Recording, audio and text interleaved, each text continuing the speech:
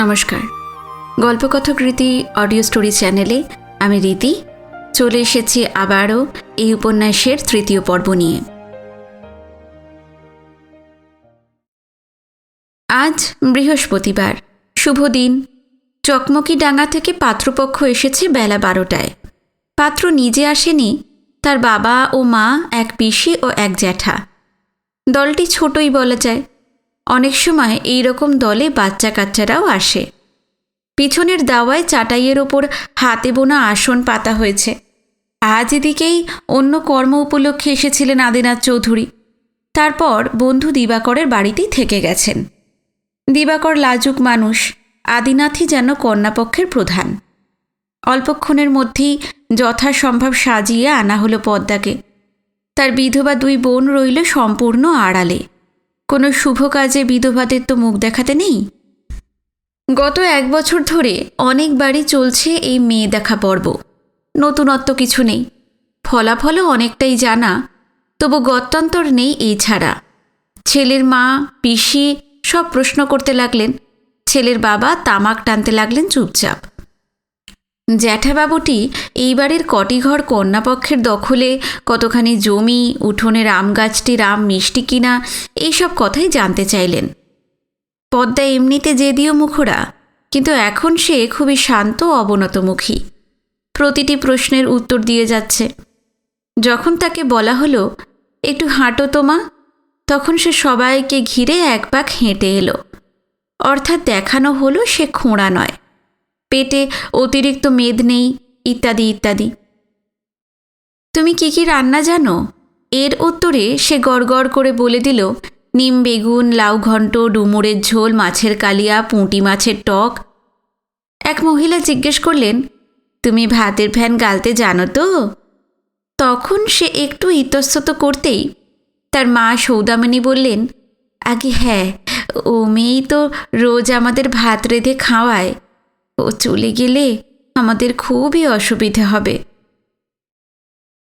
পাত্রী বেশ লম্বা, গায়ের রং তেমন কালোও নয়, ফর্সাও নয়, মাজা মাজা, চোখ নাকও বিসদৃশ কিছু নয়। বাড়ির বউ হবার সব রকম যোগ্যতাই তার আছে। পাত্রটি চেহারা কেমন তা কেউই জানে না, কানা খোঁড়া বা যা কিছু একটা হতে পারে।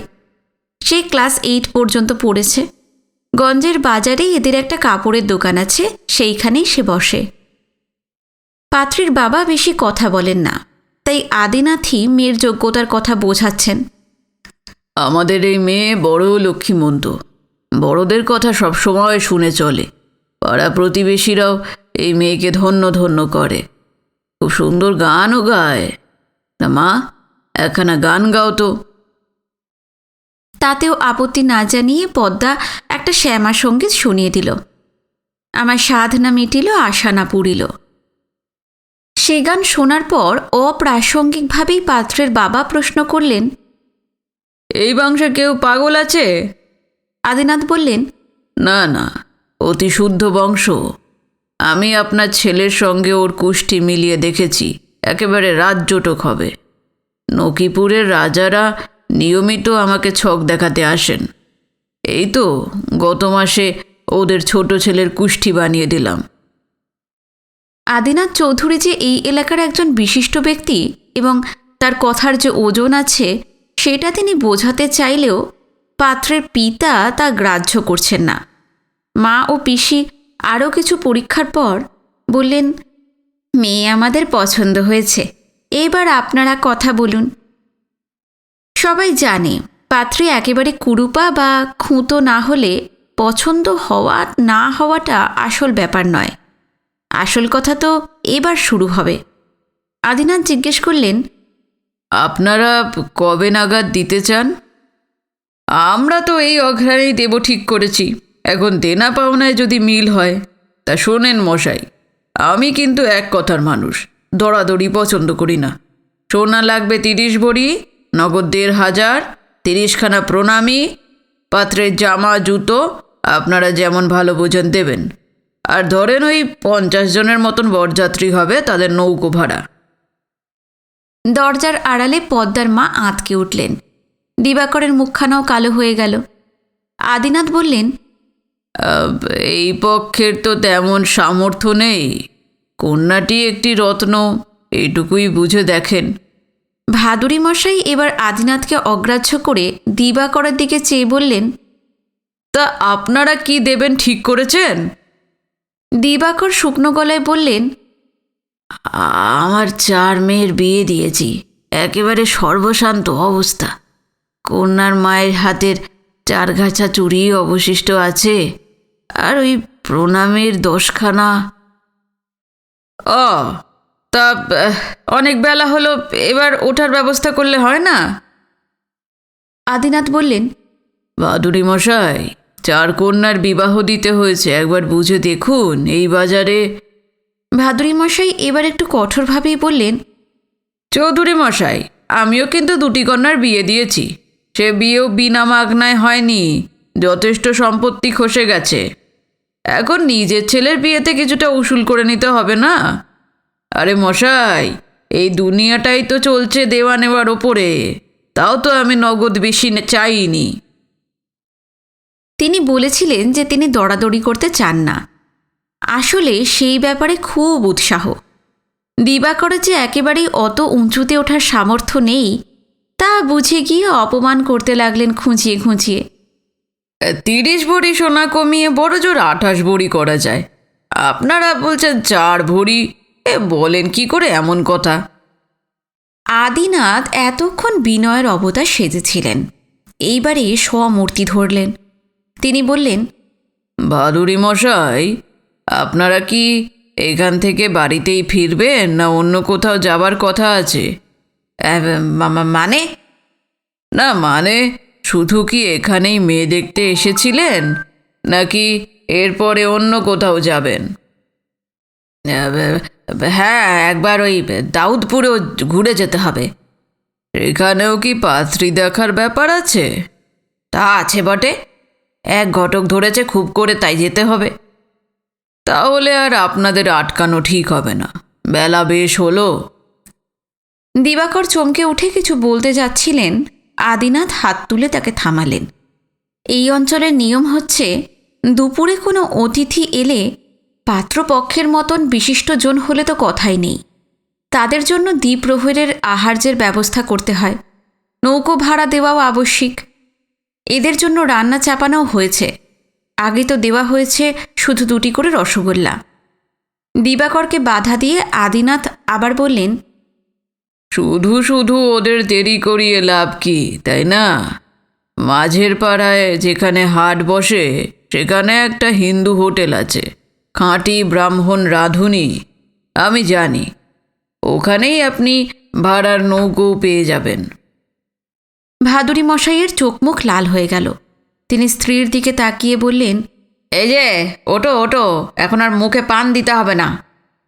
পাত্রের জ্যাঠামশাই কিঞ্চিত রসিক, তিনি এই অপমান গায়ে না মেখে মৃদু হেসে বললেন, চৌধুরী মশাই, আপনার ভাইয়ের ব্যাটার বিয়ে ঠিক হয়ে গেলে আপনাদের নেমন্তন্ন করে যাব, সপরিবারে আসতে হবে কিন্তু। ওরা বিদায় নিলে দিবাকর ও আদিনাথ কিছুক্ষণ নিঃশব্দে বসে তামাক টানতে লাগলেন। একটু পরে সৌদামিনী এসে বললেন, এমনভাবে তাড়িয়ে দিলেন ওদের, এই খবর তো বাতাসে রটে যাবে। এরপর আর কি কোনো পাত্রপক্ষ মেয়ে দেখতে আসবে? দিবাকরের মতন শান্ত মানুষও রুষ্টভাবে বললেন, না আসুক, ওরা একেবারে চশমখোর, দেখলে না তুমি? হা, মাইয়ার বিয়ে দিতে হবে না, এইবার সমাজে পতিত করবে আমাদের, ধোপানাপিত বন্ধ হবে। বৌমণি, আমাদের জাতের মধ্যে এখন পাত্রদের বাজার দর বেশ চড়া, 25 ভরির কমে কেউ রাজি হবে না। কানে তো আসে সব খবর, দোজবরগুলোই এখন 15 ভরি করে হাঁকে।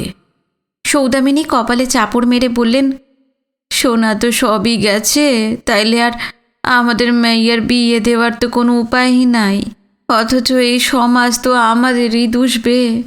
এ কেমন ধারা ধর্মের বিচার বুঝি না বাবা। অত উতলা হবেন না, মেয়ে আপনাদের অত সুন্দর হয়েছে, যেমন মুখশ্রী, ডাগর ডাগর চোখ, তেমনই নম্র ব্যবহার। ও যে গানও করতে পারে আমি জানতাম না, গলা তো ভালোই মিষ্টি। এই বা পাত্রপক্ষ এমন রত্ন হাতছাড়া করে চলে গেল। তাতে কি হলো? এই কালে তো টাকা ছাড়া তো কোনো আশাই পূরণ হয় না। আপনি গিয়ে দেখুন ওদি কান্নাকাটি করে কিনা, তাকে সামলান। আমি এই দিবুর সঙ্গে একটা পরামর্শ করি। দিবাকর বিমর্ষভাবে বললেন, এইবার বুঝি সমাজের টেকা আমার দায় হইবে। তোমার ছোট কন্যাটি যে এমন ডাগরটি হয়েছে, আগে তো তা লক্ষ্য করিনি। তা ওর বয়স কত হলো?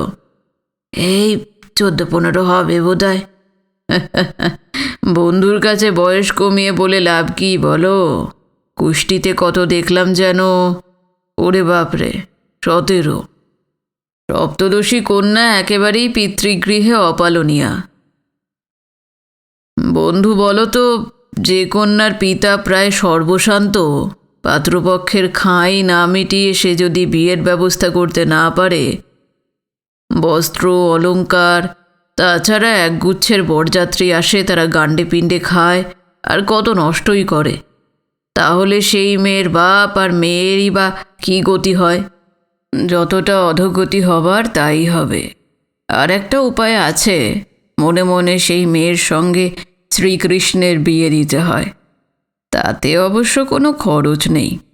তারপর জন্মের শোধ তাকে পাঠিয়ে দিতে হয় বৃন্দাবন। তারপর যা বোঝায় কৃষ্ণই বুঝবেন। থাকে, ওসব কথা ছাড়ো, একটা কাজের কথা বলি। বলো। আমি আর কাজের কথা কি বুঝি? আজ আমার খুব রাগ হচ্ছিল। আরও কটু কথা যে ওই ভাদুড়ি হারামজাদাকে বলিনি, তা ওর বাপের ভাগ্যি ভালো। আমি তখনই মনে মনে ঠিক করেছি যে এই মেয়ের বিয়ে দিতেই হবে। অতি সুপাত্র আমরা নিজেরাই দেখে আসব। তারপর খরচ খরচা যা লাগে, কন্যার হাতের স্বর্ণালঙ্কার তার মাকেই দিতে হয়। বাদবাকি পাত্রপক্ষের খাঁই মেটাতে ওই 25-30 ভরি যা লাগে আমি ব্যবস্থা করে দেব। বরযাত্রীদেরও ঠিকই খাওয়াবো, তবে মাঝে মাঝে আমাদের একজন রামদা হাতে করে ঘুরবে। তুমি কিছু চিন্তা করো না, সব ব্যবস্থা হয়ে যাবে। দিবাকর অভিভূতভাবে বললেন, বহু ভাগ্যে এমন একজন বন্ধু পেয়েছি। তোমার প্রস্তাব মাথায় করে রাখলাম। তবে কি জানো, কিছু নেবারও একটা যোগ্যতা থাকা দরকার। সেই যোগ্যতা আমার নেই। তোমার এই দান, এত টাকা করি আমি তো নিতে পারবো না ভাই। কেন কেন দান কেন? বন্ধুকে বন্ধু কিছু দিতে পারে না? এক পক্ষের দেওয়াকে তো দানই বলে। তবে ধার বলেই ধরে নাও, যখন পারবে তখন শোধ করবে। জীবনেও এত ধার শোধ করার সামর্থ্য আমার হবে না। শোনো আদি, আমার বাবা শপথ মেরে রেখে দিয়ে গেছেন। তিনি আমাকে দিয়ে বলিয়ে নিয়েছিলেন যে যাকে তুমি কিছুই দিতে পারবে না তার কাছ থেকে কিছু নেবেও না। এটা শুধু বস্তুগত বিষয়গত নয়। তার মানে যে তোমাকে ভালোবাসে না তাকেও তুমি ভালোবাসা দিতে পারো। যাকে তুমি অর্থ সাহায্য করতে পারো না বা ক্ষমতা নেই, তার কাছ থেকে তুমি অর্থ সাহায্য নিতেও পারো না। আর শোধ দেবার সঙ্গতি নেই, অথচ ধার বলে কিছু নেওয়াও তো তঞ্চকতা। তুমি থাকো তোমার নীতিবোধ নিয়ে। চিবুকে হাত দিয়ে একটুক্ষণ চিন্তা করে আবার বললেন, কিন্তু সমাজ তো তোমাকে ছাড়বে না। পুরুষ মানুষ বিয়ে না করেও থাকতে পারে, কিন্তু অনুরাম কন্যা পরিবেশ নষ্ট করে। কোনো মেয়ে যদি আপন মনে থাকতে চায়, পুজো আচ্চা নিয়ে মেতে থাকে, তাতে সমাজের ক্ষতি কি শুনি? যৌবনে যে কন্যা কোনো পুরুষের অধীন নয়, তার দিকে লালায়িত হবে অন্য পুরুষরা, হবেই। যে জন্য যুবতী বিধবাদেরও অতি সাবধানে রাখতে হয়। আর পুরুষরা দোষ করলে সমাজ তাদের শাস্তি দেবে না। দিবু, তর্ক করে কি কোনো লাভ আছে? শাস্ত্রকাররা যা লিখে গেছেন তা সংশোধন করার সামর্থ্য আমাদের নেই। সমাজকে সামলাবার দায়িত্বও আমরা নিতে পারি না। আমরা তো ছাপোষা গৃহস্থ, যেমন চলছে তেমনই চলি। বামুন হয়ে জন্মালে যেমন কিছু কিছু অতিরিক্ত সুযোগ সুবিধে পাওয়া যায়, তেমন কিছু কিছু দায়িত্বের নিগড়ে আমাদের বন্দিও থাকতে হয়। লোকদের আমরা কথায় কথায় শাস্ত্রের দোহাই দিই, আর নিজেরাই যদি কখনো, তোমার মনে আছে বিপত্তারণ ঘোষালের কথা? তারও তো 5 মেয়ে ছিল। ছোট মেয়েটি একটি কায়স্থ ছেলেকে বিয়ে করতে রাজি হয়েছিল। তাতে সেই পরিবারেরই ধোপানাপিত বন্ধ হয়ে গেল। যদুনাথ পণ্ডিত একদিন বিপত্তারণের মুখোমুখি পড়ে গিয়ে তার কি যেন একটা কথা শুনে তাকে এক চড় কষালেন। শেষ পর্যন্ত বিপত্তারণকে এই দেশ ছেড়েই চলে যেতে হলো, সেই বর্মা মুল্লুকে। মনে নেই? হ্যাঁ, মনে আছে। আমার তো সেই রকম কোথাও যাবারও উপায় নেই। এখানে তবু যেটুকু জমি জমা আছে তাতে সংবৎসর খোরাকি চালটা হয়, দুবেলা খাবারটাও জুটে যায়। অন্য দেশে যাব কোন ভরসায়? শরীরেরও আর তেমন তাগদ নেই। আমাদের বাঙালিদের স্বভাব কি জানো? তোমাকে সহসা কেউ সাহায্য করতে আসবে না, কিন্তু তোমাকে কোনো শাস্তির কথা ঘোষণা হয়ে যাক, দলে দলে লোক ছুটে আসবে চড় চাপড় মারতে, বাড়িতে আগুন ধরিয়ে দিতে পারে। আবার কিছুক্ষণ দুজনে চুপ করে তামাক টানতে লাগলেন। দুপুর গড়িয়ে যাচ্ছে। এর মধ্যে শ্যামা এসে দুবার মধ্যাহ্ন ভোজনের তাড়া দিয়ে গেছে। এদের ওঠার নাম নেই। উঠোনে গনগন করছে রোদ্দুর, কাক চিলের ডাক ছাড়া অন্য কোনো শব্দ নেই। হুঁকোটা নামিয়ে রেখে আদিনাথ বললেন, সব দিকে চিন্তা করে আমার মাথায় একটা উপায় এসেছে। তুমি কি শুনবে? অবশ্যই, বলো। তোমার কন্যাটিকে আমার বেশ পছন্দ হয়েছে। আমি ওকে বিবাহ করে তোমাকে দায়মুক্ত করতে পারি। অকস্মাৎ শূলবিদ্ধ হবার মতন দিবাকর যেন সত্যি কেঁপে উঠলেন। বিস্ফারিত চোখে কম্পিত কণ্ঠে তিনি বলতে লাগলেন, হ্যাঁ, কি কি বললে? আমি কি ঠিক শুনেছি? তুমি? হ্যাঁ, আমি। এবং এটাই যেন পৃথিবীর সবচেয়ে স্বাভাবিক এবং যুক্তিসিদ্ধ কথা, সেটাই আরও সহজভাবে বুঝিয়ে দেবার মতন করেই বললেন, আমি স্বেচ্ছায় বিবাহ করলে দেওয়া নেওয়ার তো কোনো প্রশ্ন ওঠে না। আমরা পাল্টি ঘর। আমার আরেকটি বিবাহে আমার স্ত্রীর পূর্ণ সম্মতি আছে। সে মাঝে মাঝে তাড়াও দিচ্ছে। সুলতানপুরের সঙ্গে আমি সব সম্পর্ক ঘুচিয়ে ফেলেছি একেবারে। তার কারণ আমি তোমায় পরে বলবো। তোমার মেয়ে আমার বাড়িতে সুখে স্বচ্ছন্দেই থাকবে। মাঝে মধ্যেই সে এখানে চলে আসতে পারবে।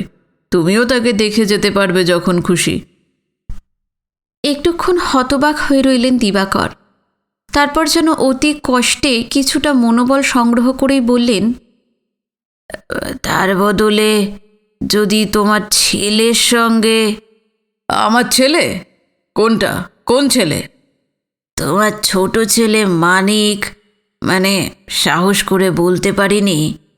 আমার ছোট ছেলের সঙ্গে তোমার একটি মেয়ের যদি বিবাহ হতো, তার চেয়ে আর বেশি কী আনন্দের হতে পারে বলো তো? কবে থেকে তো এই কথাটা ভেবেছি। আমার মাইনকার তো যথেষ্টই বয়স হয়েছে, বিয়ের বয়স হয়েছে, লেখাপড়াও শিখেছে। ম্যাট্রিকটা পাশ করতে পারেনি, কিন্তু ক্লাস 10 পর্যন্ত বিদ্যে তো হয়েছে। তাই বা কজনের আছে এই দিকের এই 2-4খানা গায়ে? রায়বাবুদের সেরেস্তায় একটা চাকরিও হয়ে যাবে, তবু সে সেই চাকরি নেবে না, বিয়ে করতেও রাজি নয়। তার মা তাকে কত বুঝিয়েছে, সেই কথা কানেই নিতে চায় না। মানিক বিয়ে করতে রাজি নয়? না, এ কলকাতায় যেতে চায়। আমি তাকে কিছুতেই যেতে দেব না। রায়বাবুদের বাড়ির সূর্যকান্ত কলকাতায় গিয়ে কী কেলেঙ্কারি না করেছে, বংশের নাম ডুবিয়েছে। নেহাত জমিদার বলে সমাজ ওদের কোনো শাস্তি দিতে পারে না। কিন্তু মানিক আমার মেয়েকে। শুধু তোমার মেয়ে বলে নয়, সে বিয়েই করবে না বলে গোঁ ধরেছে। তোমার মেয়েকে যদি আমাদের বাড়ির বউ করে আনতে পারতাম, কি আর করা, ভাগ্যে যা আছে তাই তো হবে। নিতান্ত কথার কথা হিসেবেই যেন এর পরেও দিবাকর বললেন, তাহলে পদুর সঙ্গে তোমার কুষ্টি মিলিয়েই দেখা যাক। আদিনাথ অবজ্ঞার সঙ্গে বললেন, ওইসবে কিছু আটকাবে না। আমি তো কত লোকের কুষ্টি তৈরি করে দিই। আরে আমি তো অন্তত 100 বছর বাঁচবই। যাও, তোমার পরিবারের সঙ্গে কথাবার্তা বলে দেখো, সবাই রাজি থাকলে শুভস্য শীঘ্রম। দুপুরে আহার সেরে আদিনাথ আর বিশ্রামের জন্য অপেক্ষা করলেন না। বেরিয়ে হেঁটে চলে গেলেন হনহন করে। রোদ্দুরের মধ্যে তার ছাতাও লাগে না। প্রস্তাবটি নিয়ে বাড়ির মধ্যে আলোচনা করতে গিয়ে প্রথমে সবাই হতবাক। এমন আবার হয় নাকি? ছেলের বদলে বাবা? তারপর শুরু হলো তর্কাতর্কি। সবাই মনে মনে জানে এই ব্যাপারটা মোটেই ঠিক হতে পারে না, অথচ আদিনাথকে প্রত্যাখ্যানের যুক্তিও খুঁজে পাওয়া যায় না। দিবাকরের শ্যালকরাও এই প্রস্তাব সমর্থন করলেন, কারণ পদ্মাকে যত তাড়াতাড়ি সম্ভব বিয়ে দিয়ে পার করতে না পারলে সমাজের ভ্রুকুটি তাদেরও সহ্য করতে হবে। শুধু পদ্মাই মুখ ফুটে হ্যাঁ কিংবা না বলে না, সে শুধু হাসে। সুতরাং সেটা সম্মতি হিসেবেই ধরে নেওয়া হলো। পরিবারের বাইরেও রটে গেল এই সংবাদ। আদিনাথ চৌধুরী তার হাঁটুর বয়সে একটি মেয়েকে বিয়ে করতে চলেছেন, তাও সে বন্ধুর মেয়ে। অনেকেই তাতে তেমন অবাক হলো না, তেমন একটা সমালোচনার গুজবও উঠল না। কেউ কেউ বলল, ওই সাপে কাটা লোকটা তো, ও সব পারে। বিয়ের তারিখ ঘোষণা হয়ে গেল। হাঁদু দাতিকে বরাত দেওয়া হলো শহর থেকে বেনারসি আনার। তারপর একদিন সেই কাণ্ডটি ঘটল। সেদিনও ছিল মাঝের গ্রামের হাটবার। বিকেল ফুরিয়ে এসেছে। হাটুরেরা সবাই ফেরার পথ ধরেছে। এদিককার পথেও লোক চলাচলে যথেষ্ট। তারই মধ্যে হঠাৎ দিবাকর চাটুর্যের বাড়ি থেকে তীরের মতন ছুটে বেরিয়ে এলো তার ছোট মেয়ে পদ্মা। হাতে একটা কেরোসিনের বোতল আর দেশলাই। মোড়ের মাথায় দাঁড়িয়ে চিৎকার করে বলল, এই দেখো সবাই, আমি বিয়ে করব না, এ বিয়ে আমি করব না, আমি মরে যাচ্ছি আমি। বোতলের কেরোসিন সে গপ গপ করে ঢেলে দিল নিজের পরনের শাড়িতে। তারপরেই জেলে দিল একটা দেশলাই কাঠি, আর দপ করে জ্বলে উঠল আগুন। বেশ কিছু লোক ভয়ের চোটে ছুটে পালাতে লাগলো। কয়েকজন কিছু দূরে গিয়ে থমকে পিছন ফিরে দেখতে লাগলো সেই ভয়ঙ্কর নাটক। আসন্ন সন্ধ্যায় পদ্মা একটা জ্বলন্ত আগুনের শিখা। হাট থেকে ফেরা মানুষজনের মধ্যে রয়েছে মানিক। এটা কি কাকতালীয়, নাকি পদ্মা দূর থেকে মানিককে দেখেই বেরিয়ে এসেছে, তার চোখের সামনে মরে গিয়ে শিক্ষা দিতে চেয়েছে তাকে? মানিক দূর থেকে চিৎকার করে উঠল, পদি, শুয়ে পড়। পদ্মা তা শুনল না। অনেক লোক অবশ্য এর মধ্যেই জল জল বলে চেঁচাচ্ছে। প্রচণ্ড জোরে ছুটে এসে মানিক এক ধাক্কায় পদ্মাকে মাটিতে ফেলে দিল। তারপর গড়াগড়ি দিতে লাগলো দুজনে। পদ্মা শেষ পর্যন্ত বেঁচে গেল। তাকে আরও অনেক ঘটনার সঙ্গে জড়িয়ে থাকতে হবে বলেই সম্ভবত প্রাণটা তার গেল না। মাসখানেকের মধ্যে সে সুস্থ হয়ে উঠল অনেকখানি। মানিক অবশ্য একদিন নিরুদ্দেশ হয়ে গেল। এরপর তার আর পাত্তাই পাওয়া গেল না। যাওয়ার সময় সে তার মায়ের লক্ষ্মীর ঝাঁপি ফাঁকা করে দিয়ে গিয়েছিল। সেখানেই সম্রাট পঞ্চম জর্জের মুন্ডু আঁকা কিছু রূপোর টাকা, আধুলি, সিকি, আনি, দোয়ানি, তামার পয়সা ইত্যাদি ছিল। সব মিলিয়ে 97টি। সেদিনকার সেই আগুন নেভাতে গিয়ে মানিক নিজে কতটা দগ্ধ হয়েছিল তা আর কেউ জানল না। চোর আসে একা, কিন্তু ডাকাত আসে দল বেঁধে। চোর আসে যতদূর সম্ভব নিঃশব্দে, আর ডাকাত আসে হৈ হৈ করে, মশাল আর তরোয়াল বর্ষা হাতে নিয়ে। দৈবাত কোনো চোর ধরা পড়েও যায়, কিন্তু মাথায় ফেটটি বাঁধা। জোয়ান চেহারার ডাকাত দলকে প্রতিহত করার ক্ষমতা অধিকাংশ গ্রামের মানুষেরই নেই। চোরদের যেহেতু দেখাই যায় না, তাই অল্পবয়সী ছেলে মেয়েদের ধারণা ভূত পেতনির মতনই চোরেরা বোধহয় আলাদা ধরনের প্রাণী। তারা নাকি শুধু একটি নেংটি পড়ে থাকে, সারা শরীরে জবজব করে তেল মেখে আসে। কেউ তাদের জড়িয়ে ধরার চেষ্টা করলেই তারা সুরুত করে পিছলে পালায়। সব চোরেরই গায়ের রং কালো কালো। ফর্সা চেহারার কোনো চোরের কথা কেউ কোনোদিন শোনেও নি আর দেখেও নি। পশুদের মধ্যেও চোর আছে। যারা মানুষের বাড়িতে ঢুকে আসতেও ভয় পায় না, যেমন ভোঁদড়। এরা জলেও থাকে, ডাঙাতেও ঘুরে বেড়ায়। অনেক বাড়িতে শয়নকক্ষের ওপরের দিকে কাঠের মাচা বাঁধা থাকে, তাকে বলে কার। তাতে জমা করা থাকে সেই পরিবারের কিছু দামি দ্রব্য, গয়নাগাঁটি, কাঁসার থালা বাসন আর চিঁড়ে মুড়ি গুড়ের সঞ্চয়। যেহেতু অধিকাংশ বাড়িরই টিনের নয়, খড়ের চাল, তাই ভোঁদড়রা অতি নিপুণভাবে চালে গর্ত বানিয়ে নেমে আসে কারে।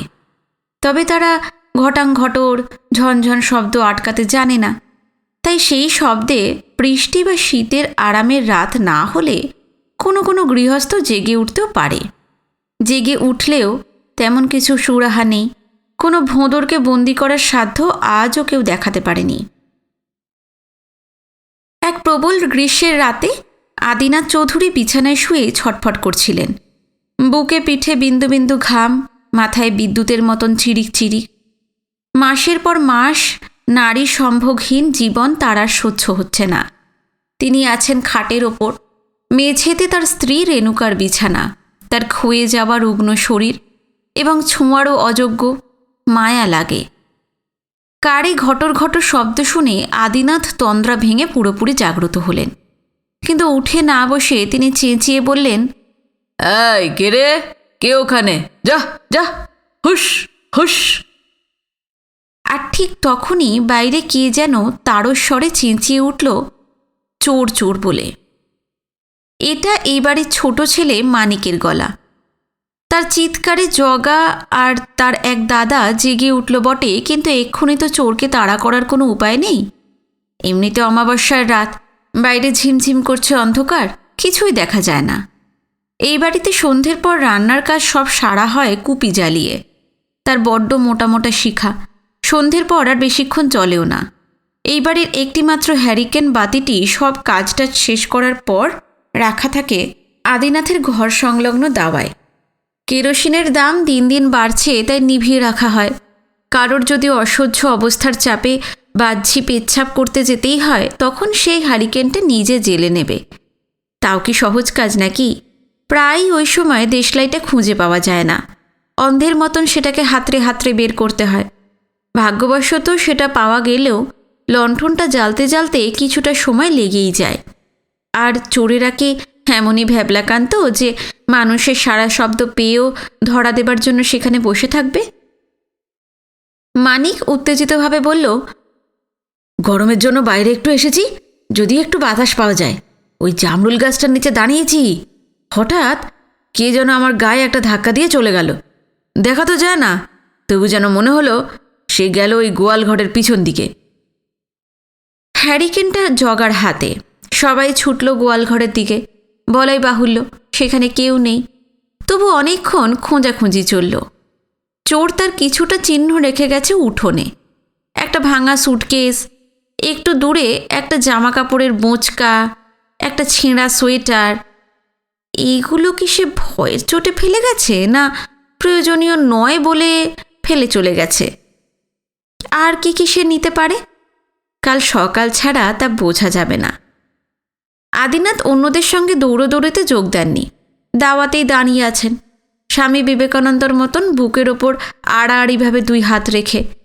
তার সারা শরীরে ঘুরে বেড়াচ্ছে রাগ। দিনকাল বদলাচ্ছে, চোরেদের সাহসও বেড়ে যাচ্ছে। যে বাড়িতে এতজন মানুষ, সেরকম বাড়িতে আগে চোর ঢুকতে সাহসই পেত না। অন্যরা এখন চোর চর্চা নিয়ে কলরব করছে।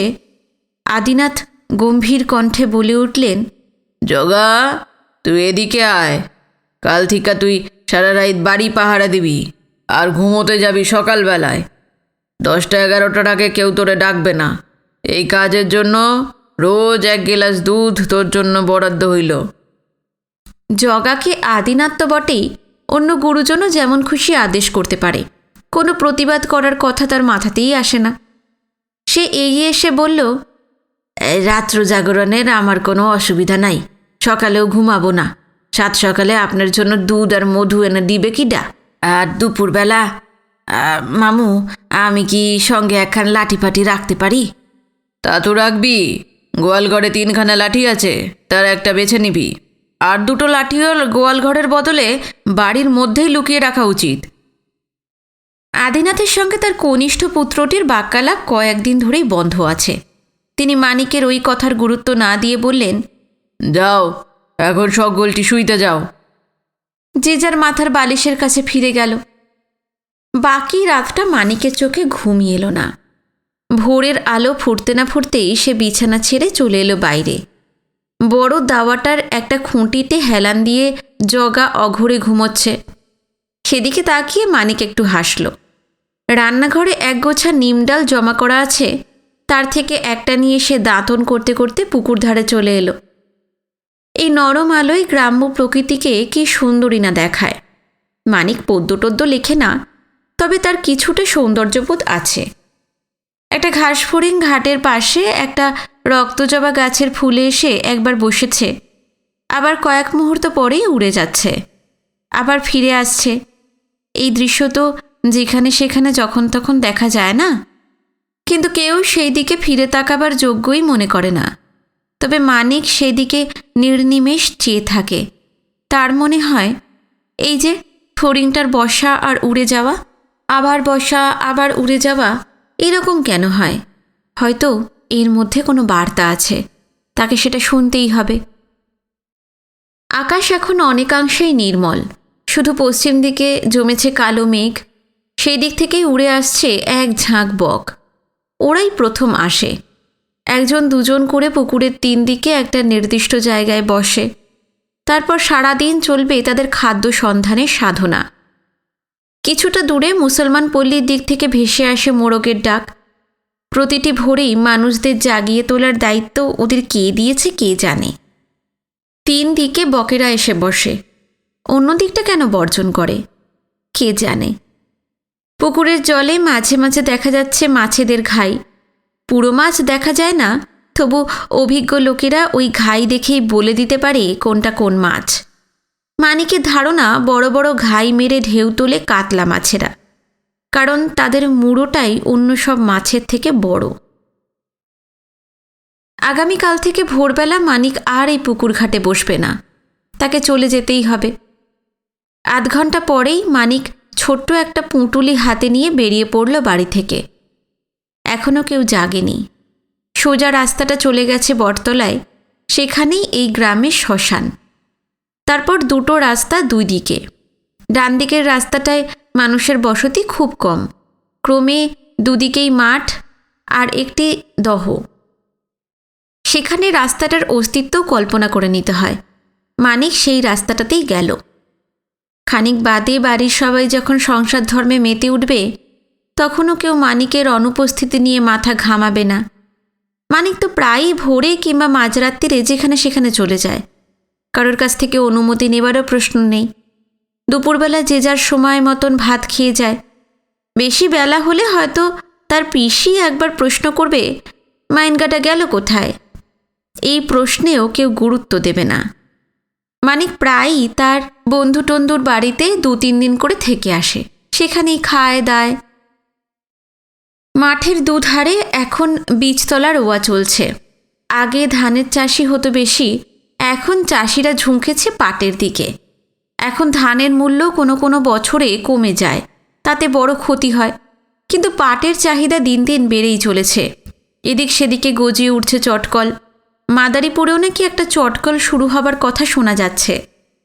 অনেক বড় বড় গাছের মধ্যেই হঠাৎ দেখা যায় একটা জঙ্গল ঘেরা জায়গা, যেন সেটা একটা দ্বীপ।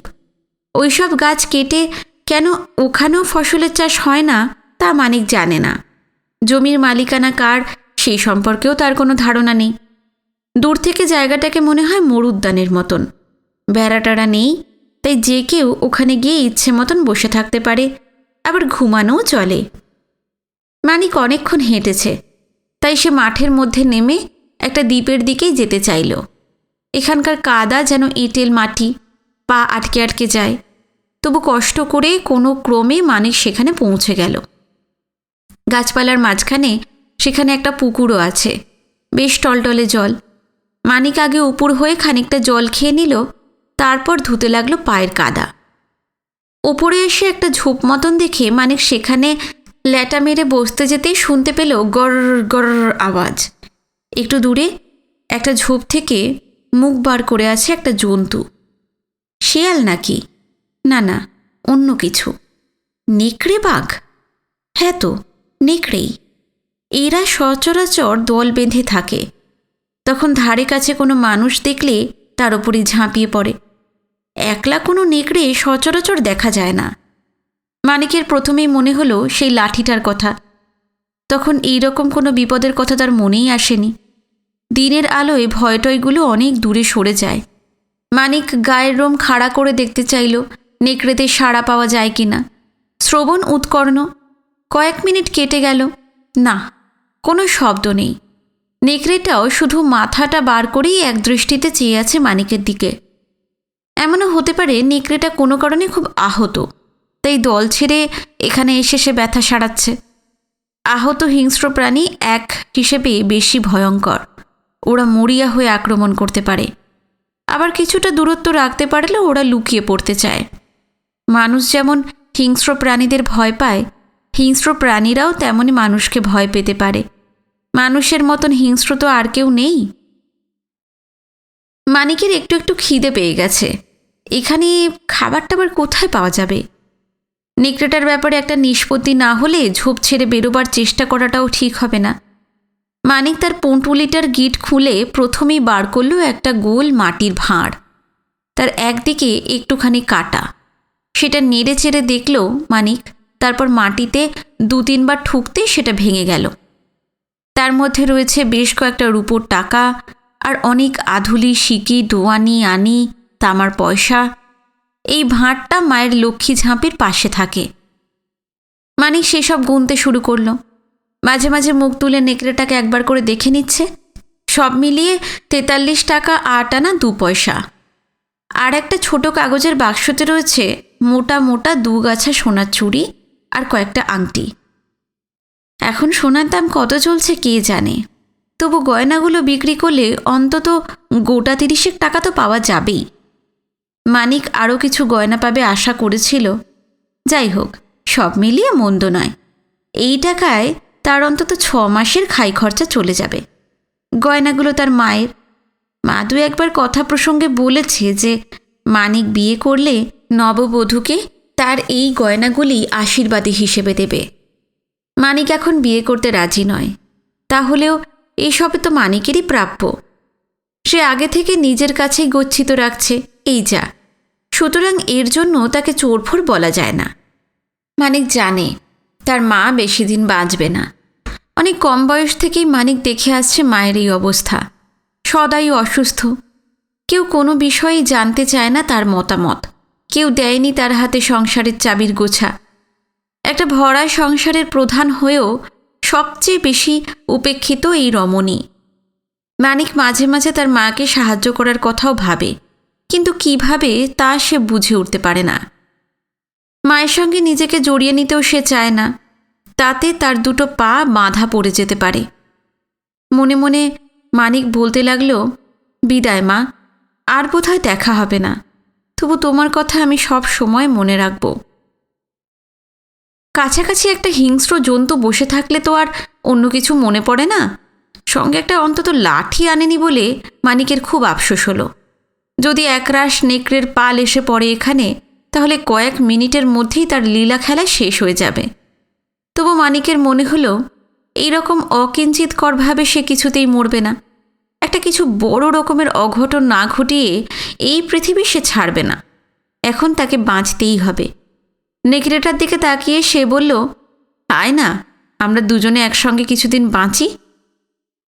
নেকড়েটা এখন আর গড়র করছে না, বেরিয়েও আসছে না, তবে একদৃষ্টে চেয়ে আছে মানিকের দিকে।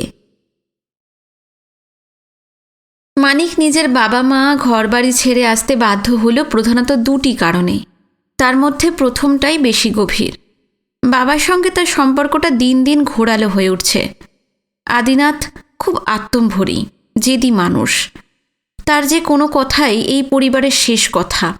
অন্য সবাই তাকে সমীহ করে, দূরে দূরে থাকতে চায়। একমাত্র মানিকই ঠ্যাঁটার মতন মুখে মুখে তর্ক করে তার সঙ্গে, একটুও ভক্তি শ্রদ্ধার ভাব দেখায় না। তর্কের মাঝখানে কোনো কথা খুঁজে না পেলে তখনই আদিনাথ ছোট ছেলেকে চাবুক পেটা শুরু করে। অবাধ্য সন্তানকে শাস্তি দেওয়ার অধিকার সব ব্যাপারই থাকে। মানিক যে ইদানিং বাবার প্রতি অবনত হবার ভাব দেখায় না, সেই কথাটা তো সত্যি।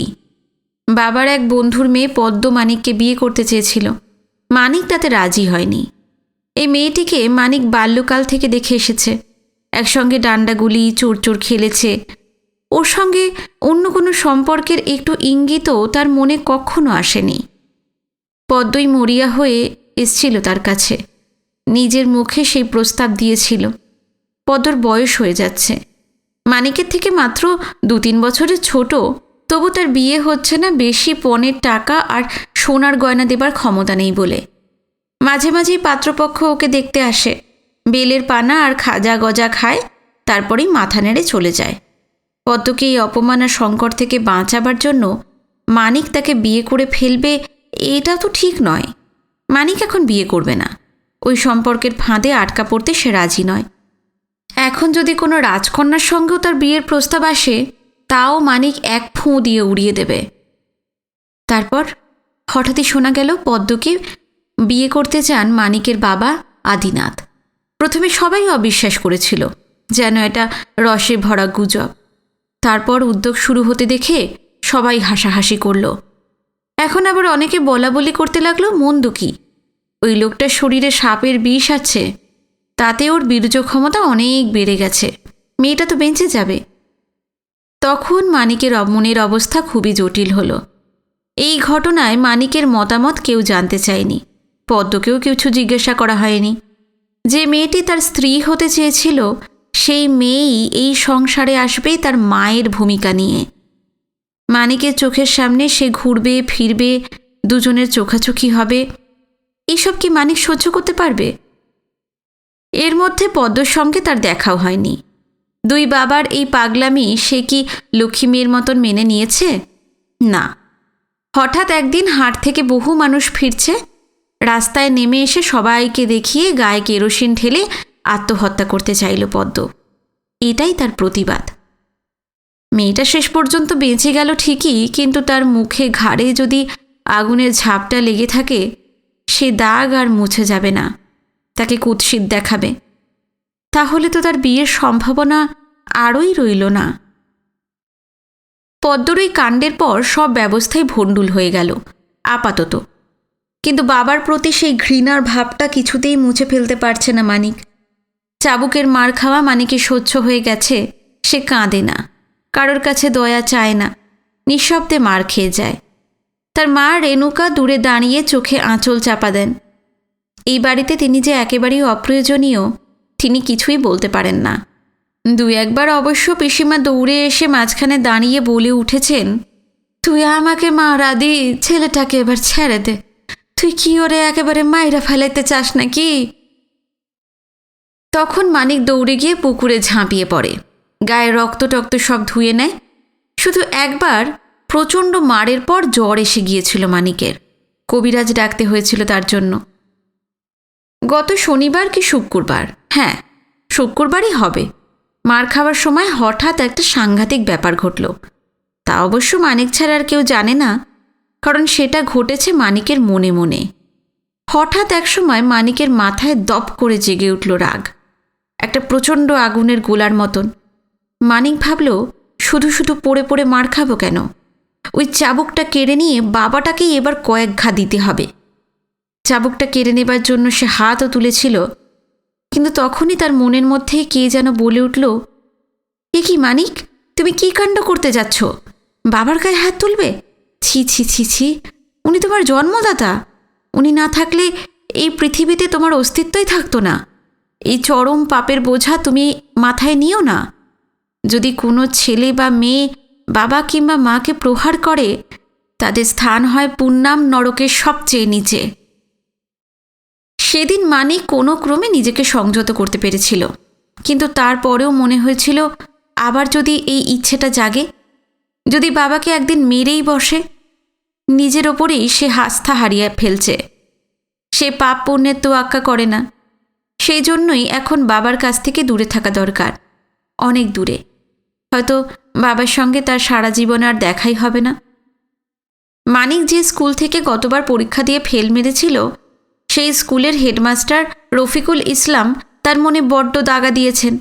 মানিকের মার্কশিটটা নিয়ে তিনি বললেন, 2টো সাবজেক্টে ফেল। তার মানে সারা বছর তুই পড়াশোনা কিচ্ছু করিসনি। আমার কি যে দুঃখ হয় জানিস? তোরা ব্রাহ্মণ, সমাজের সবচেয়ে উঁচুতে ব্রাহ্মণের স্থান। তোদের চাষবাসও করতে হয় না, হাটে বাজারে ঘোরাঘুরিও করতে হয় না। সাধারণ মানুষ চেয়েছে তোরা লেখাপড়া আর জ্ঞান চর্চা করবি, প্রয়োজন হলে মানুষকে উন্নত জীবনযাপনে পৌঁছবার জন্য পথ দেখাবি। অনেক কাল তো তাই ছিল। এখন 2-4 জন ব্যতিক্রম ছাড়া বামুনেরা আর জ্ঞান চর্চা করেই না। ভালো করে প্রাথমিক লেখাপড়াটাও শেখে না। মন্দির টন্দিরের পুজোর সময় পুরুতরা অং বং চং বলে কী সব মন্ত্র পড়ে, তা শুদ্ধ কি ভুল তা বোঝারও মানুষের উপায় নেই। এখন তো দেখছি অনেক বামুনই ছোটোখাটো জমিদারদের কাছে মোসাহেবি করে, প্রজাদের ভয় দেখিয়ে অনেক কিছু আদায় করে নেয়। মনে হচ্ছে তুইও সেই পথেই যাবি। আত্মপক্ষ সমর্থনে মানিক বলতে চেয়েছিল যে, স্যার, আমি যদি কারোর কাছ থেকে লেখাপড়া একটু সাহায্য পেতাম, কিন্তু সেই কথা উচ্চারণ করতে পারল না। হঠাৎই তার কান্না এসে গেল। রফিকুল স্যারের কাছ থেকে সে পালিয়ে বাঁচল। এদিকে নেকড়ে বাঘটা থুতনি মাটিতে ঠেকে গেছে। ওর আর উঠে দাঁড়াবার আশা নেই। ঝোপ থেকে বেরিয়ে এলো মানিক। ওকে এখন যেতে হবে পীরখানি নামের গ্রামে। রাস্তা সে আগেই দেখে রেখেছে। পীরখানি গ্রামের জমিদার রাধেশ্যাম মল্লিক এক বিচিত্র মানুষ। তিনি নিজেই বেশ শিক্ষিত। তিনি খুব দরিদ্র কিংবা অভাবগ্রস্ত পরিবারের ছেলেদের শিক্ষার ব্যবস্থা করে দেন। প্রতিদিন নিজে এসে দেখে যান সেই শিক্ষা প্রকল্প কেমন চলছে। আবার তিনি নাকি খুব দুশ্চরিত্র আর ব্যভিচারী। পঞ্চমকারের কোনোটাই বাদ দেন না। গ্রামে সাধারণ মানুষও বেশ সচ্ছল, কারণ এখানে এত সূক্ষ্ম কাজ করা শাল তৈরি হয়, আর দেশে বিদেশে সেই শালের খুব চাহিদা, ভালো দামও পাওয়া যায়। পীরখানি গ্রামে ঢোকার আগে মানিক দেখল একটা বটতলায় বসে একজন পরামানিক একটি বাচ্চা ছেলের চুল ছেঁটে দিচ্ছে। সেখানেই দাঁড়িয়ে পড়ল মানিক। ছেলেটার কাজ শেষ হতেই মানিক হাঁটু গেড়ে বসে মাথাটা এগিয়ে দিল পরামানিকের খুঁড়ের নিচে। আবার কি মনে পড়ায় সঙ্গে সঙ্গে মাথা সরিয়ে নিয়ে সে পরামানিকটিকে জিজ্ঞেস করল, ন্যাড়া হব কত? পরামানিকটি এর সরাসরি উত্তর না দিয়েই বলল, তা ভাইডি, বাড়ি কোথায়? সে অনেক দূরে, জলদি করো, কত দিতে হবে? অচেনা বিদেশি লোক দেখলে বেশি দাম চাওয়ার প্রথা। সে বলল, 6 পয়সা। মানিক আঁতকে উঠল। সে কি, আমাদের ওখানে তো 2 পয়সা, আর 1 আতলা দিলেই কাজ হয়ে যায়। পরামানিক বলল, তাহলে সেইখান থেকেই কাজ সেরে আসেন কর্তা। এরপর মানিক ওর সঙ্গে দৌড়াদৌড়ি চালালো 10-15 মিনিট। সে যে 6 পয়সা দিতে পারে না তা তো নয়, তবে দাম শুনেই সঙ্গে সঙ্গে তাতে রাজি হওয়া বড়লোকির লক্ষণ। তার কাছে যে বেশ কিছু টাকা এবং গয়না আছে সেই কথা খুব সাবধানে গোপন রাখতে হবে। জানাজানি হলেই কিছু লোক তার পিছু লাগবে, কেউ তার গলার নলিটাও কেটে দিতে পারে। শেষ পর্যন্ত 4.5 পয়সার মানিক রাজি হলো। বাবা কিংবা মায়ের মৃত্যু হলে সন্তানদের ন্যাড়া হতেই হয়। অনেক মা তাদের 4-5 বছরের সন্তানদের মাথা ন্যাড়া করিয়ে দেন, তাতে নাকি নতুন চুল ভালো গজায়। বামুনের ছেলেদের অবশ্য আরও একটি দায় আছে, ন্যাড়া হতে হয়। মানিকও হয়েছিল, সেটা উপনয়নের সময়। স্কুলের ছেলেরা তাকে ন্যাড়ামুন্ডি ন্যাড়ামুন্ডি বলে মাথায় চাঁটি লাগাতো। মানিক এখন ন্যাড়া হচ্ছে। মাথায় চুল না থাকলে সহসা মানুষকে চেনা যায় না। মানিক লোকটিকে জিজ্ঞেস করল, আচ্ছা ভাই, তুমি কি বলতে পারো এখানকার জমিদারবাবুর সঙ্গে একবার কি করে দেখা পাওয়া যায়? সে একবার আকাশের দিকে তাকিয়ে বলল, তা সূর্য দেবতা তো এখন ঢলে যাচ্ছেন, আর তো এদিন তিনি কাউকে দর্শন দেন না। আবার কাল সকালে। সকালে? কোথায়? ওই যে সম্মুখের একটা চাতাল দেখছো, ওইখানে তিনি চেয়ার পেতে বসেন। বাহ, তাহলে তো খুব ভালো হয়। সকালে উনি কটার সময় বসেন? এবারে পরামানিক খানিকটা ক্ষিপ্ত হয়ে বলল, কটা মানে কি? কিসের কটা? ঘড়ির? সারা জীবনে কি আমি ঘড়ি দেখতে শিখেছি নাকি? শিখেই বা কী লাভ? না শিখেও তো দিব্যি চলে যাচ্ছে। তা অবশ্য ঠিকই। যাও যাও, আমি আর কিছু জানি না। ওই যে ঝাঁকড়া নারকেল গাছটার ছায়া এইদিকে এই নয়নতারা ঝোপে এসে পড়ে, তখনই রাজাবাবুর আসার সময়। পয়সা মিটিয়ে দিয়ে মানিক আবার হাঁটা শুরু করলো। কাল সকাল থেকে এখানে এসে বসে থাকতে হবে। এখন তার দরকার রাত্রিটায় মাথা গোঁজার মতন একটা স্থান আর কিছু খাদ্যের ব্যবস্থা করা।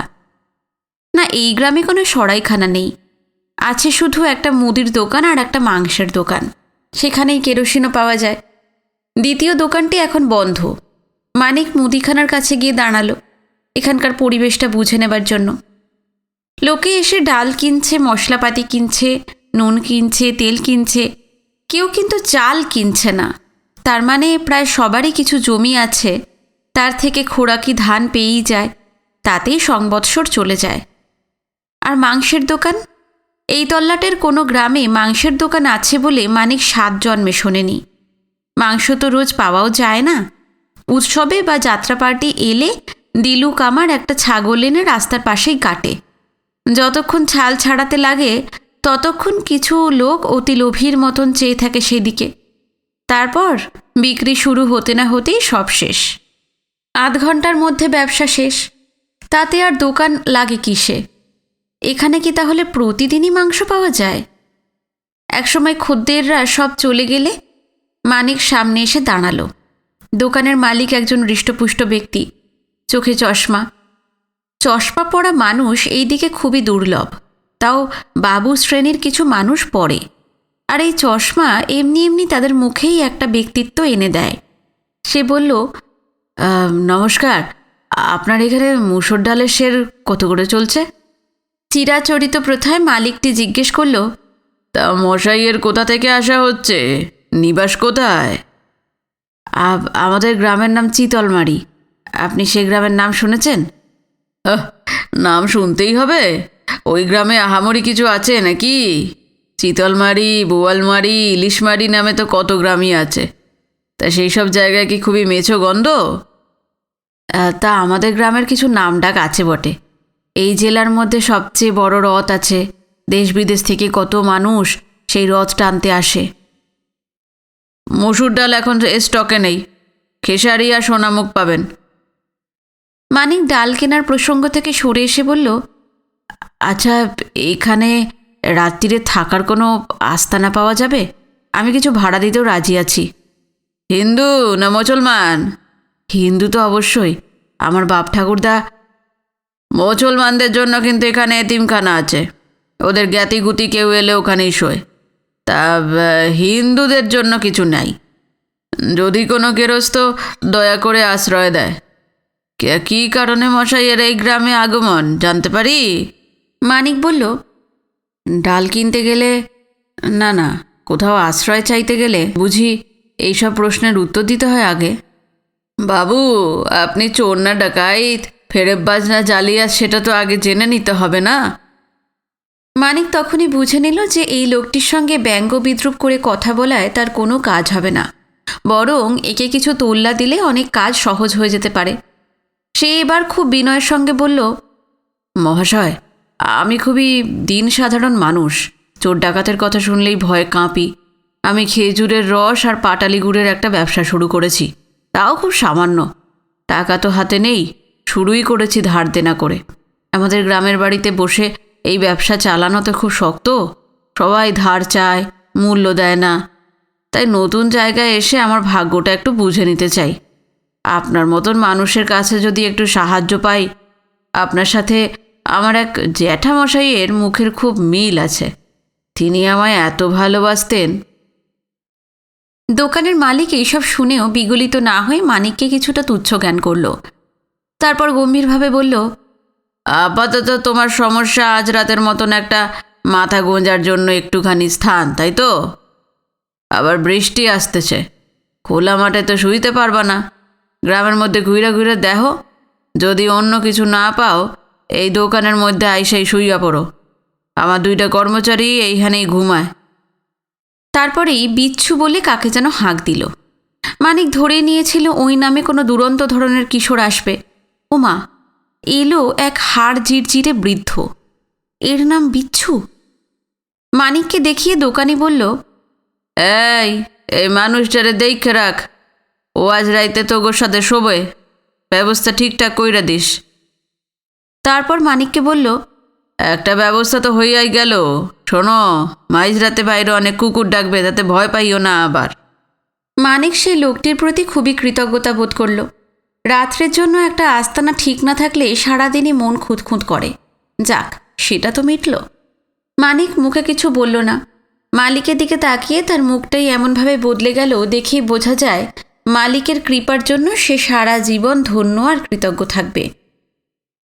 এইসব গ্রামে একটাই মূল রাস্তা থাকে, তার এদিকে ওদিকে সরু সরু গলি, যেমন নদী আর শাখা নদী।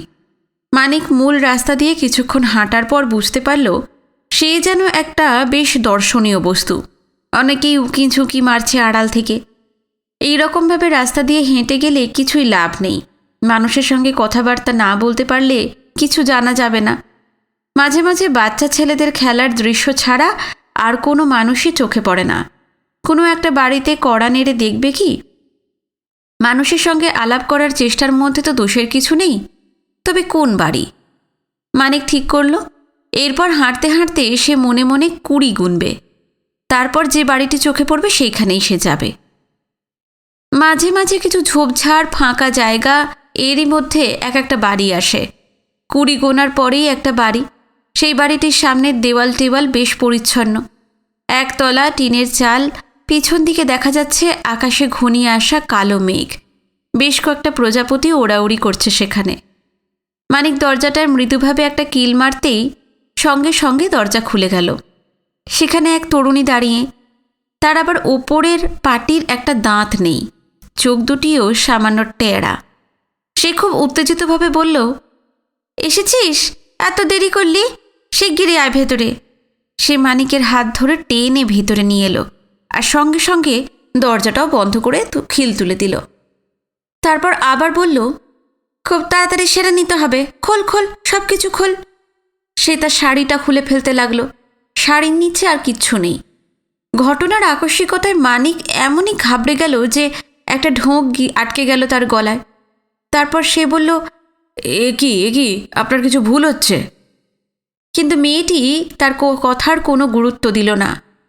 বললাম না, হাতে বেশি সময় নেই। নে, তুই আমাকে কর, তারপর অন্য সব হবে। না না না। আরে বাবা, আমার সারা শরীরটা জ্বলছে রে নদাই, আমি আর থাকতে পারছি না। আয় রে আয়, তুই কথা দিয়েও এত দেরি কেন করিস রে? খোল খোল, সব খোল। মানিক বুঝল সে একটা মারাত্মক ভুলের জালে জড়িয়ে পড়তে যাচ্ছে। সে এই মেয়েটিকে জীবনে আগে কখনো দেখেনি, তাই কথা দেওয়ার কোনো প্রশ্নই আসে না। মেয়েটি যা চাইছে তারও কোনো অভিজ্ঞতা নেই তার। এই বাড়িতে সে এসেছে তাও তো নিছক একটা চান্সের ব্যাপার। সে যদি মনে মনে 20 বদলে 30 গোনার কথা ভাবত, তাহলেই তো অন্য বাড়িতে চলে যেত। আর সবচেয়ে বড় কথা, তার নাম নদাই নয়। মেয়েটি এখন পুরোপুরি নগ্ন। হাত বাড়ালো মানিকের দিকে। মানিক পরে আছে ধুতি আর হলদে রঙের ফতুয়া। মেয়েটি তার ধুতির গ্রন্থি খোলার চেষ্টা করল।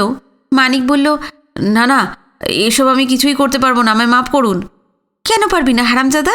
আগের দিন তো অত ভালো পেরেছিলি। এর মধ্যেই সে মানিকের ধুতির বাঁধন প্রায় খুলে ফেলেছে। মানিক সেই জায়গা হাত দিয়ে ধরে চেপে ওকে আরও কিছু বলতে গিয়ে থেমে গেল। সে বুঝতে পারল যে তর্কাতর্কির বদলে এখান থেকে এক্ষুনি পালানো ছাড়া গতি নেই। সে কোনো ক্রমে একটুক্ষণ ঝটাপটি করে মেয়েটির হাত সরিয়ে দিল। দরজাটার কাছে সরে এলো। খিলটা এমন আঁট হয়ে আছে যে চেনা লোক ছাড়া কেউ সহজে খুলতে পারবে না। তখন নগ্ন মেয়েটি হিহি করে একটা পেতনির মতন হেসে পিছন থেকে মানিককে জড়িয়ে ধরে বলল, ওরে নদাই নদাই রে, আয় না আয়, আমরা বিছানায় শুই, খুব নরম বিছানা। সেই মুহূর্তেই খিলটা হঠাৎ খুলে গেল মানিকের হাতে। সে মেয়েটাকে ধাক্কা দিয়ে দৌড়ে চলে এলো বাইরে। তারপর সে মুক্তকচ্ছ হয়ে ছুটতে লাগলো বড় রাস্তা দিয়ে। বাপরে বাপ, ওই মেয়ে কি রাক্ষসী? হতেও পারে। কেউ যদি মানিককে দেখতে পেয়ে যায় তবে কি ভাববে সে যে ওই মেয়েটির সঙ্গে কুকর্ম সেরে সে এখন দৌড়ে পালাচ্ছে? কিংবা আরও কেউ কি ভাববে তা মানিক জানবে কি করে? রাস্তার মাঝখান দিয়ে দৌড়লে অনেকেই দেখে ফেলতে পারে, তাই এক পাশ ঘেঁষে যাওয়াই ভালো। মানিক একবার দেখে নিল কেউ তাকে তাড়া করে আসছে কিনা, ডান দিকে না বাঁ দিকে। একবার চোখ বুজে আবার খুলতেই মানিক দেখল ডান দিকে রয়েছে একটা ঝাঁকড়া মতন তেঁতুল গাছ, কাছাকাছি আর কোনো বাড়িঘর নেই। মানিক গিয়ে বসে পড়ল সেই গাছতলায়। তারপর অসম্ভব জোরে হাঁপাতে লাগলো, যেন বুকটা তার ফেটে যাবে। সে ভয় পেয়ে এত জোর ছুটেছে, আগে কখনো এত জোরে দৌড়য়নি। বাপরে বাপ, কি সাংঘাতিক এক মেয়ের পাল্লায় পড়েছিল সে। এই 19 বছর বয়সেই মানিকের যেন ঘন্টায় ঘন্টায় একটা করে নতুন অভিজ্ঞতা সঞ্চিত হচ্ছে। আবার খিদেতেও পেট জ্বলছে তার, কিছু খাবার জোটার সম্ভাবনাও দেখা যাচ্ছে না। এরকম একটা সমৃদ্ধ গ্রাম যেখানে মাংসের দোকান আছে কিন্তু খাবার দোকান নেই, একটা কোনো বাড়িতে আশ্রয় চাওয়া যায় না।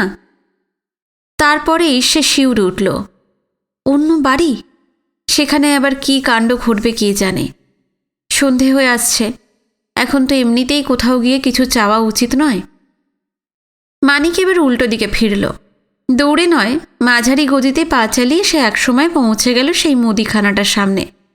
এর মধ্যেই দোকানের ঝাঁপ পড়ে গেছে। তবে দুজন কর্মচারী, তাদের একজন সে বিচ্ছু, ভাঙা পাথরের একটা উনুন বানিয়ে তার ওপর মাটির হাঁড়িতে ভাত চাপিয়েছে।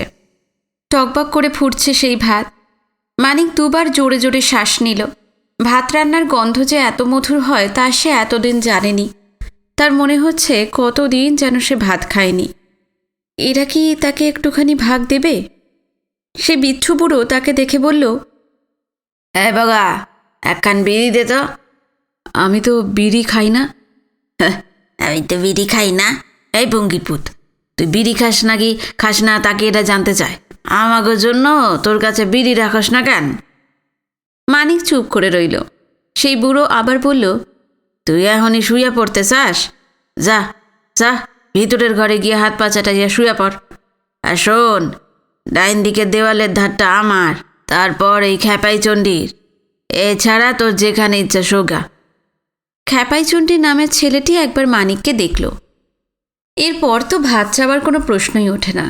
আর নিচে নামতে পারবে না মানিক। এখন কাটা দরজা দিয়ে সে ভিতরে ঢুকে পড়ল। ভিতরটা খুব অন্ধকার নয়, পিছন দিকের একটা ঘরে কিছু একটা আলো জ্বলছে। মানিক গেল সেই ঘরটার দিকে। বেশ বড় ঘর, আলো আসছে একটা দেওয়ালগিরি থেকে। একপাশে নাই করে রাখা আছে অনেকগুলো খালি বস্তা। 2-3টে বস্তা এর মধ্যেই ভর্তি কিংবা আধা ভর্তি। ভিতরে কি আছে কে জানে। মাঝখানের অনেকখানি জায়গা খড় বেছানো রয়েছে। এটাই তাহলে বিছানা। মানিক ডান দিকের দেওয়ালটা দেখে নিল। মাটির দেওয়াল, তবে ওই দিকটা বেশ পরিষ্কার পরিচ্ছন্ন। মানিককে আজ নিরুপায় হয়ে পেটে কিল মেরেই শুয়ে থাকতে হবে। পেটে খিদে থাকলে সহজে ঘুম আসে না, আর অনেক সাধ্য সাধনা করতে হবে নিশ্চিত। টাকা পয়সা আর গয়নাকাটিগুলো একটা পুঁটুলিতে বেঁধে সে গুঁজে রেখেছে তার ফতুয়ার নিচে। মাঝে মাঝেই সে হাত দিয়ে দেখে নেয় সেটা ঠিকঠাক আছে কিনা। আর তো কিছুই করার নেই, জামা কাপড় বদলাবারও ব্যাপার নেই, কারণ সঙ্গে কিছুই আনেনি। তার বোঝ কাটার মধ্যেই রয়েছে কিছু বই খাতা। তাই মানিক শুয়ে পড়ল। তখনই তার উপলব্ধি হলো, চিরকালের মতন বাড়িঘর ছেড়ে আসতে গেলে কিছু কিছু প্রস্তুতি দরকার। বাড়িতে চোরের ব্যাপারটা সে ভালোই সাজিয়েছে। মূল্যবান জিনিসগুলো সেই অদেখা চোরই নিয়ে গেছে, এটা মনে করাই স্বাভাবিক। এর মধ্যে যদি থানা পুলিশ হয় তবে তারা সেই চোরকেই খুঁজবে। মানিকের কয়েকটা দরকারি জিনিস কয়েকদিন আগেই লুকিয়ে রাখা উচিত ছিল অন্য কোনো জায়গায়। অবশ্য গৌরনিতাইয়ের মতন সন্ন্যাসী হয়ে বেরিয়ে যাবার জন্য ওইসব কিছুই লাগে না। অবশ্য একটু পরেই তার উপলব্ধি হলো, বাবার আধিপত্য থেকে বেরিয়ে এসে সে যদি নিজের জীবনটা নিজের ইচ্ছেতেই গড়ে নিতে চায়, তাহলে তো তাকে অনেক বাধা ও কষ্ট সহ্য করতে হবেই। না খেয়ে থাকতে হবে কোনো দিন, অনেক বাধা ও অসম্মান মেনে নিতে হবে। তবুও টিকিয়ে রাখতে হবে মনের জোর। শুধু মনের জোরেও হবে না, সব সময় অন্যের ওপর আধিপত্য করার চেষ্টাও বহাল রাখতে হবে।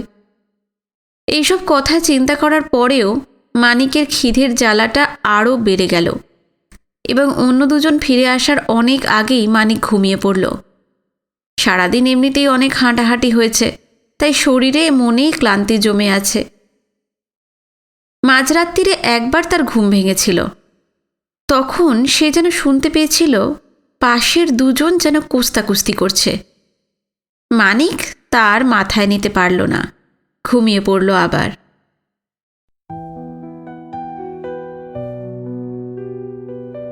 আজকের পর্ব এখানে শেষ করলাম। আগামী পর্ব নিয়ে খুব শিগগিরই ফিরছি। আজকের পর্ব ভালো লাগলে অবশ্যই কমেন্টে জানাবেন, ভিডিওটিতে একটি লাইক দেবেন। আজকে এই পর্যন্তই। সবাই খুব ভালো থাকবেন। নমস্কার।